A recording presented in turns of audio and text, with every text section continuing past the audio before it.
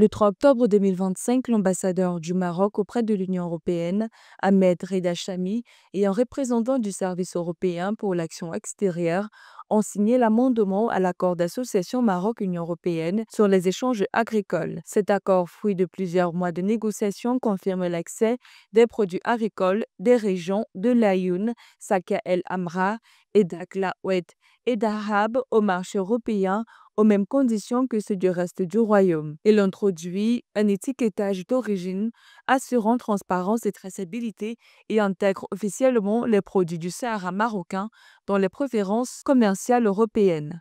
En 2024, les échanges entre le Maroc et l'Union européenne ont atteint un volume record de 60,6 milliards d'euros en hausse de 7% par rapport à 2023.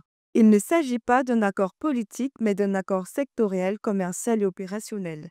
Il ne demeure pas moins qu'il envoie des signaux forts et clairs.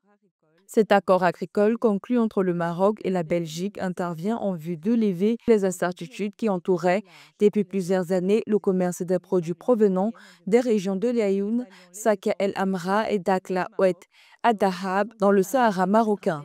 Signé en Belgique sous la forme d'un échange de lettres, le texte modifie les protocoles numéro 1 et numéro 4 de l'accord d'association 1996 et étend officiellement les préférences commerciales européennes aux produits soumis au contrôle douanier du Royaume du Maroc, quelle que soit leur région d'origine.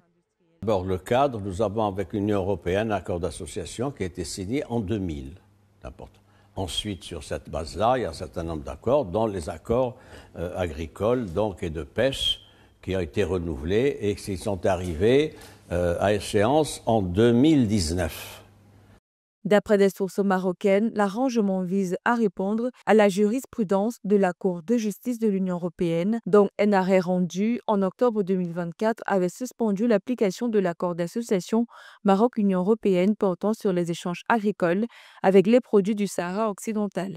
Les exportations agricoles en provenance de Dakhla, l'Ayoun ou Boudjour continueront ainsi de bénéficier des mêmes conditions tarifaires que celles d'Agadir ou Casablanca dès lors qu'elles relèvent des autorités marocaines. Il y a eu un accord sur un texte. C'est un texte donc qui a cette particularité extrêmement importante, c'est la réintégration des provinces sahariennes dans l'accord global.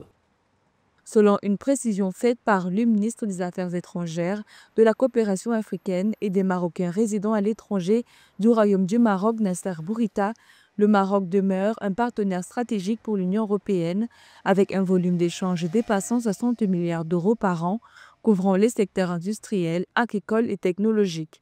Un partenariat qui continue de se renforcer dans le contexte d'une redéfinition des équilibres géopolitiques régionaux.